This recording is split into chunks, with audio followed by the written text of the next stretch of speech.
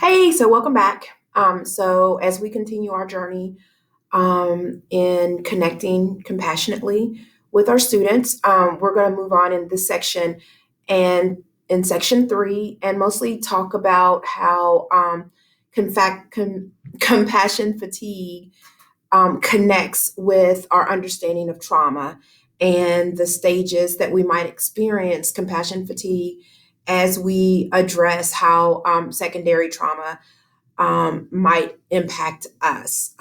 Especially as teachers and educators, we work with a lot of our students and we teach, and they may experience some homelessness, domestic violence, or emotional abuse. And that we as teachers and we as educators and we as human beings cannot we are impacted by those experiences of our students.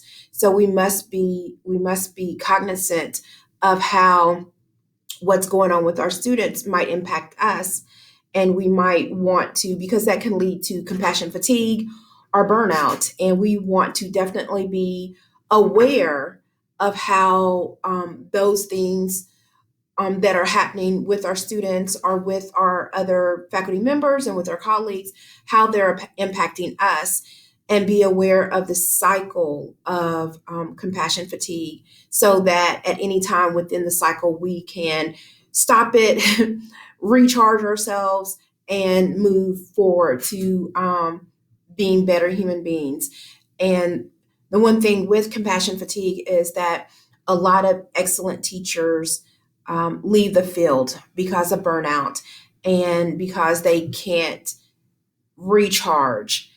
And I would have to say also that unfortunately, there are some teachers that might benefit from leaving the field or maybe leaving the classroom because they're not aware of the secondary trauma that they're experiencing, and that they're experiencing compassion fatigue, and they may be a little bit more harsh, or they may not be as compassionate with others as they might have been when they first took the journey as an educator.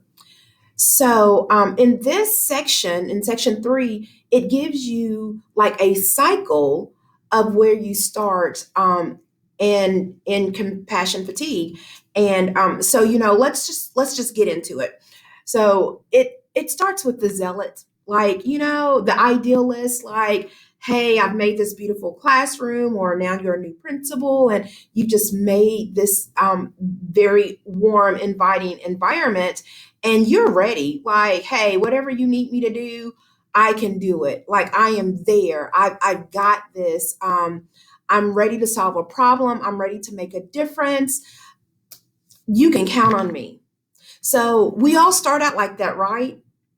We all start out like that. We all start out like willing to do whatever it needs to do, whatever it takes to get it done.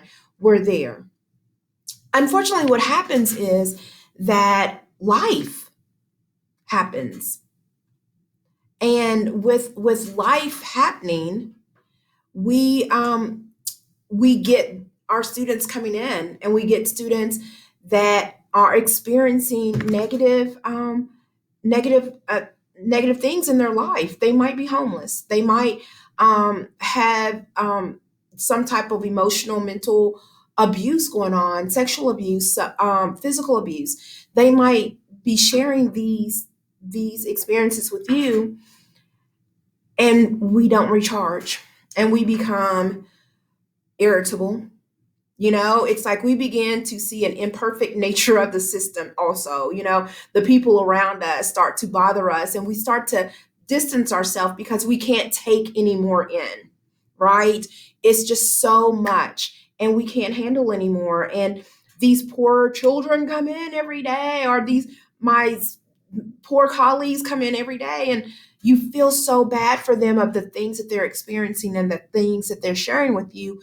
And sometimes they don't even have to share it, because remember, we notice things, and we notice when someone's hurting, and sometimes we don't know what to do. And so we go from that idealist to becoming just a little bit irritable. We We begin to talk unfairly about challenges that that might be happening. We denigrate their efforts of other people, like they just don't want to try. You know, my colleague, I'm up at 6 o'clock in the morning working hard and putting these lessons plans together, and then I have to share my work with her. She doesn't even try. She's not even doing her best, and you don't know really what's going on with that colleague. And we've all said it. It's not just you. We've all experienced that, and we've all said it. So we go to irritability, and then we might withdraw. We might be just unable to embrace the complexity of the problems anymore, and we lose the ability to see our students as individuals. They become like an irritant, like, oh my God, here we go again. What's happened today? I just can't, it's the having problems every day for me, right? So that's how we go, and we just withdraw, and we no longer wish to really talk to anybody. We're just like, come in, sit down, let's get to work. Oh, you got a problem? Let me send you to the guidance counselor. Because we just can't anymore. So we start to withdraw because this feeling of sadness and the pain is overwhelming, and we can't take it anymore, right? And then we might become a zombie. Things are hopeless, and it just turns into like, I just can't take this, right? And just others become just, ignorant in our eyes. Like they just can't even solve a problem. You just don't want to deal with them anymore. So, we just can't ever do enough. So we just kind of become hyper vigilant about some things, and it's just like we're just going through. So, but the good news is that, at any point again, we can check ourselves and recharge and come back to ourselves. But this is a cycle that unfortunately some people do go through, and unfortunately they might get stuck in one of them because they don't know. And we have to recognize it's not that they want to be this way. They don't know why they're getting this burnout. They don't recognize why they're getting this burnout. Because before we started this journey, I didn't know some of this stuff either. And I'm a mental health specialist. I've got degrees in social work and counseling, but I really would not have thought about a compassion fatigue. How many of us would think about that's why we're irritable or why we're withdrawing from other people? And that's exactly what it is fatigue. So the good news is that we can renew, guys. We can, if we address it early, and when we get to that fork in the road where it's either deeper into compassion fatigue or to a place of pathology and victimization where, I'm just leaving, I'm just giving up, just don't bother me, or we can stop it at a stage, and we can recharge, and we can do things that are presented in this toolkit that can make things better for us. We can do things to give ourselves grace and to recognize, whoa, wait, I'm going down a dark road. Let me see what I can do. Let me figure out what can be done to help me, so that I'm not seeing everybody as a nuisance, so that I'm not being harsh with everybody. One way in the section is that with our heart, it talks about asking some questions. And when you find yourself going down this road of zombieism, hey, that's a new term, then you can come back by asking these questions. And I actually did try this the other day, and yeah, it really works. I mean, you can really know. I mean, what you do is you're with this person that you're burned out, but then you silently ask yourself as you're talking to them, like, they are just like me, right? Like everyone, we all have the same goals. So in our heads, we have to be like, they're just like me. They're seeking happiness, just like I'm seeking happiness. So when I look at it from that perspective, they're just like me. So what is it that I need to be happy? So I have to think of that, like putting myself in their place. It's like the first question is, this person's just seeking happiness. That's me. I am too. Then the second one is this person is just trying to either stop or avoid pain and suffering. Yeah, me too. No one wants to stay in pain and suffering. No one wants, so they're trying to stop it or they're trying to avoid it, just like me. So we have that in common. They this person is just trying to not have loneliness and despair. Guys, just like me. We have that in common. We have that in common too. That just like me, they're wanting to get away from loneliness, sadness, and despair. I got my hand up for that one right away. Just like me, this person is seeking a to feel their needs. Aren't we all? Aren't we all? And just like me, this person is learning about life. They are. So when you can talk with someone and know that when you're feeling compassion fatigue and have these questions kind of in the back of your head, when you feel like you're not giving this person the recognition or the affection that they need, then if you take a moment and pause and really think that this person is just it's just like me. They're wanting the same things that I want. And how would I feel if I was being treated that way? So we have to think about that. We have to think about these questions when we're feeling like we just can't. Like I'm just going to withdraw. I can't help another person today. And when that person that needs help comes to you when you're feeling that way, you can think about these 5 questions because they're just like me. We have these commonalities. Okay, so they did a cute thing in the I guess I could have put these in present mode. So they did a cute thing where they put like cats, like a cat video, like cats doing this to show you the cycle from where you go from the idealist, the zealous, to being irritable, to being withdrawn, to being a zombie, but then having hope and renewal. If you're a cat lover, that's really, really cute. But I also get it because cats go through this, Cats are interesting creatures. They're either gonna love it, and love you loving on them, or they're gonna be kind of standoffish a little bit. So that might be a reason why they picked the cats to go through, but I thought that was cute. And so I put that in here for your notes to just show you an example of the compassion fatigue cycle. Okay, then we have our sorry, I thought I did that. Key actions. And so in our key actions, there is a really cute video here, but it also shows a guide to cultivating compassion. And with this guide, it's just saying that there's 7 practices that we need to look at, which I really, really thought these things were beneficial. And the first thing is to have a morning ritual. And that morning ritual, for me, you get up, take a shower, blah, blah, blah. But it's really like saying supportive things to yourself. Like, today I am fortunate to have woken up. I am alive. I have a precious human life. I am not going to waste it.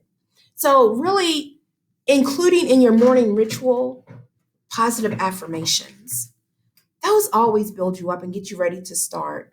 And I think one thing that I started doing is I started looking at things as opportunities rather than obligations. Like, I know there became a time that maybe I was in a withdrawal mode or maybe even zombie, where I looked at things as an obligation, like, oh, I got to get up and go to work today, but some people didn't get up. So after a while of feeling this, and I didn't recognize that compassion fatigue, I realized that, I have the opportunity to go to work today. Like I have an opportunity to go into work and to work with students and to engage with staff and with parents and with, with other colleagues. And once I started to look at it as an opportunity rather than an obligation, it really kind of changed the way I looked at things. So having a morning ritual, which includes affirmations, is very important. Two is taking steps towards empathy practice, and that is just cultivating compassion and developing empathy for your fellow human beings. And that's just believing the good in people and, practicing your statements, like imagining yourself in their place and imagining their suffering. Think about our commonalities. Like recognize we have these things in common. And once you recognize that we have these things in common, especially like the 5 sentences that we're going to use, then that kind of will help with building commonalities of that other person. You might not think you don't have anything in common with them, but guess what? We do. Especially those 5 sentences that we just want to be happy. We want to avoid suffering. I've known, have known sadness, loneliness, and despair. Yeah, we all have. And that, I'm just seeking to fulfill my needs, and that I'm just learning about life. We all have that in common. Each and every one of us. Those 5 statements are not more true than anything else. If we don't have anything in common, nothing. We got those 5 statements. Wow. We got those 5 statements. We might go about things differently, but we want to be happy. We want to avoid suffering. We've all experienced sadness, loneliness, or despair. We want to get our needs met, and we're learning. There you go. So 4 is practice suffering, relief of suffering. Like, what can I do to help someone else? And then think about, like, if I was in their position, what would I want someone to do for me? That's it. It's really just goes right into number 5 of acts of kindness. Because when you show someone else kindness, it makes you feel good too. You can't be kind to somebody else and be mad at the same time. You can't smile and say, "Hey, let me give you a hand," or help somebody and be mad at the same time. So kindness not only helps other people, but it also helps us. So if you can find a way to be good to someone, you're actually being good to yourself. 6, those who this is hard for me. I'm just gonna be transparent. But those who mistreat us practice, yeah. So really showing compassion to those that mistreat us. That's going to happen. I've had that experience just today, and it once I read this article, it's like I'm trying to imagine that what's going on with them, because people don't just mistreat you. Just, hey, today I'm looking for somebody to be nasty to. They might be suffering, or they may be going through some things, or maybe they've learned things in their past that's hinders them from being kind to everyone. And so you just have to try to imagine that that person is suffering and they've gone through some things too, and try to understand their actions, and that it's not personal. And believe me, I mean, it's hard to think that things aren't personal, but I think once we realize that everything that happens to us, that from another human being, it's not all personal. It's not, I mean, it's not it. There's something else behind it. And if we can not take it personally, and not take it in our souls, and not take it, embody it inside ourselves, then that helps us, regardless of what someone else is doing or saying.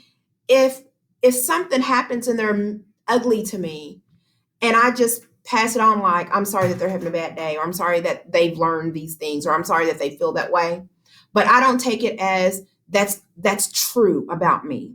I don't take it as though that whatever they said or did, or that's not true about me. I'm not taking that personally. I'm trying to understand where that person is coming from. I've had mean comments of people have sent me mean comments, and I'm like, oh, I feel so sad for them because for you to have taken the time to write something mean or email me something mean, it's just I feel so sad because you don't have something better to do, and this makes me feel sorry for you. So that's a hard one, but if we practice it and become accustomed to it, then you will feel better. So let's practice that one for like a week or two and see how that does. And lastly, number 7, it is have an evening routine. You know, reflect on your day and think about your goals and that stated that morning. Act with compassion towards yourself and just have an evening routine that you do.